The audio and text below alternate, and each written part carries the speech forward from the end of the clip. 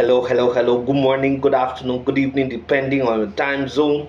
Welcome to my channel. My name is Ogbanje Joseph. Please subscribe to this channel, share, like, as well as drop a comment on the comment section.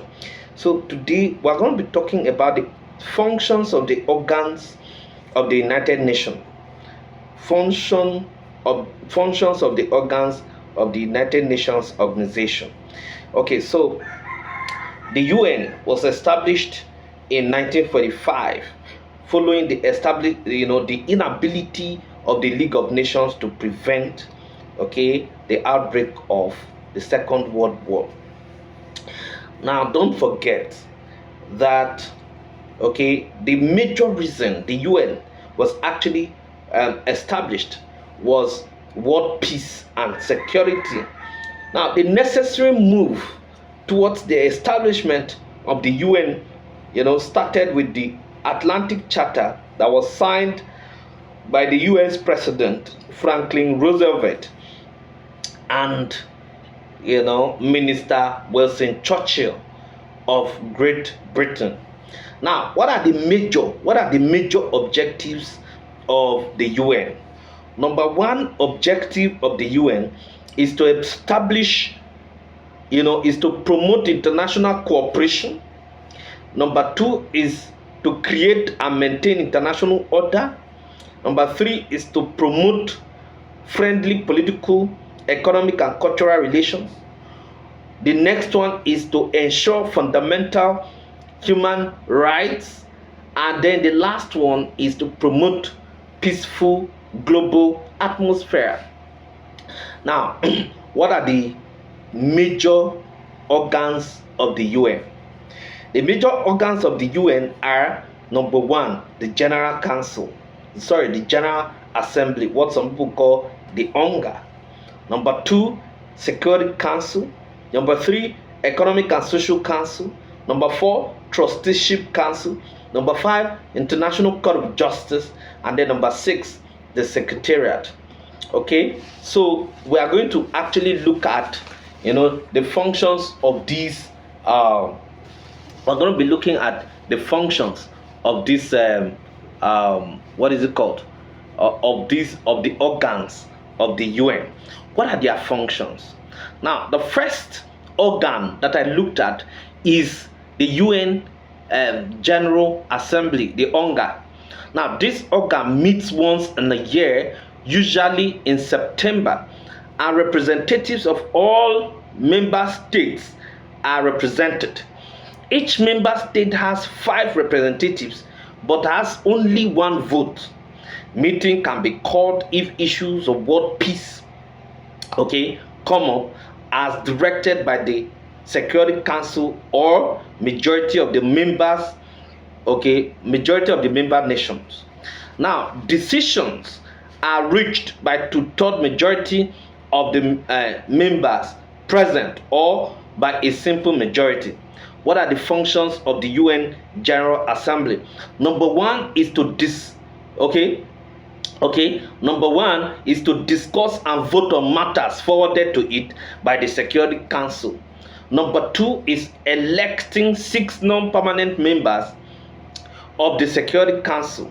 Number three is election of the judges of the ICJ in conjunction with the Security Council. Number four is international cooperation in economic, social, and of course, economic, social, cultural, educational, and medical fields. The next point is vetting and checking the financial activities of the administrative organ, financial activities of the Secretary General. Okay, so that is actually for that one. Now let us look at the Security Council. What is the Security Council? The Security Council is actually made up of 15 member countries. Now, the 15 member countries, out of the 15 member countries, 5 of them are permanent members, and those 5 are the US, Russia, UK, France, and China. Okay, and then we have 10 non-permanent members that are elected, for 2 years.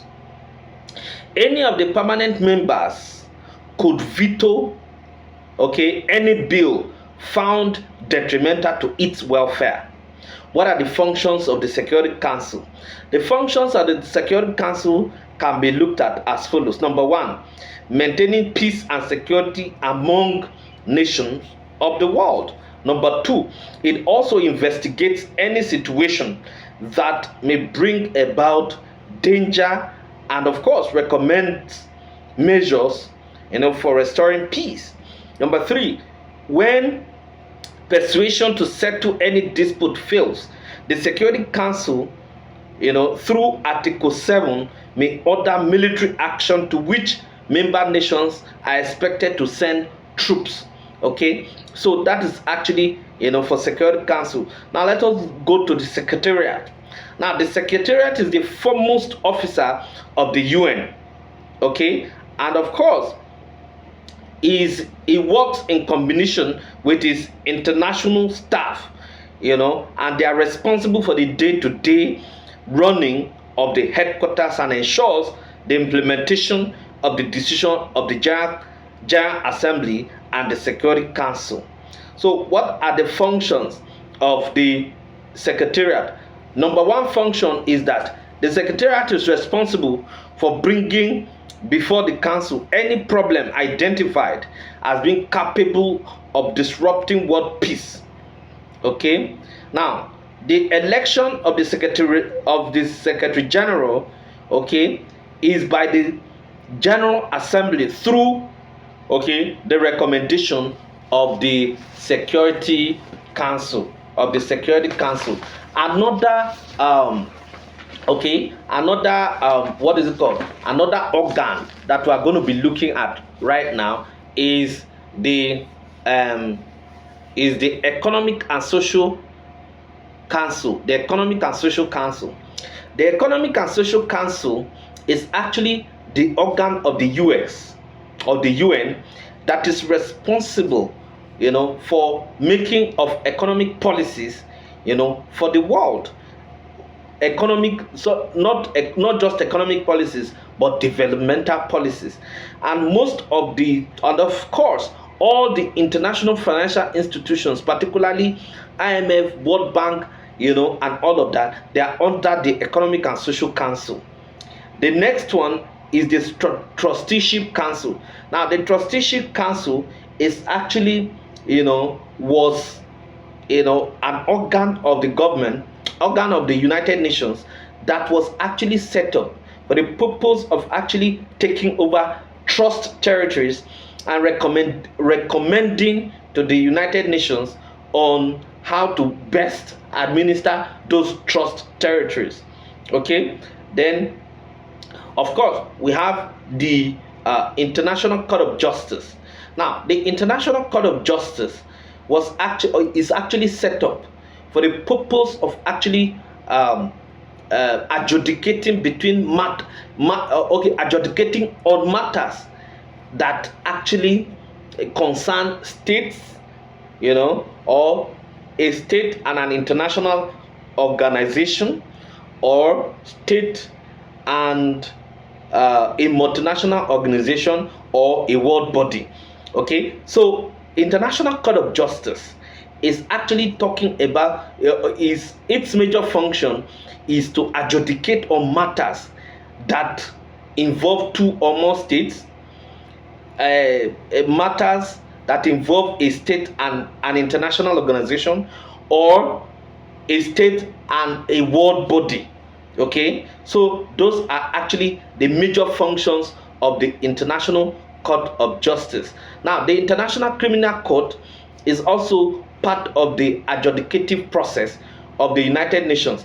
But of course, the International Criminal Court actually does not adjudicate on matters between states. It is majorly on matters of international, of matters of war crimes, okay, and or international criminal issues.